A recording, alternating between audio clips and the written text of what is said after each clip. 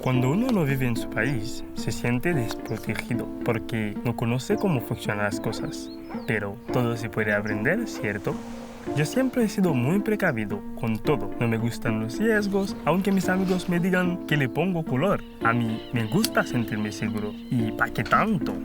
Soy Ernst Steven y vamos a construir un nuevo Chile.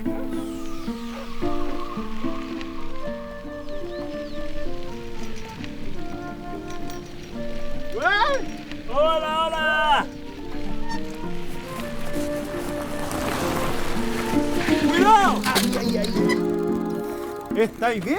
¿Te rompiste algo? Sí, estoy bien, solo me golpeé un poco la mano. Esa cuestión te va a quedar como un empanado. ¿A dónde ibas tan apurado? Iba al trabajo, pero voy retrasado. ¡Qué suerte! Suerte, ¿lo dices por mi empanada? No, hombre, si vas al trabajo, los gastos de ese accidente están cubiertos por el seguro laboral. ¿Qué estás inventando?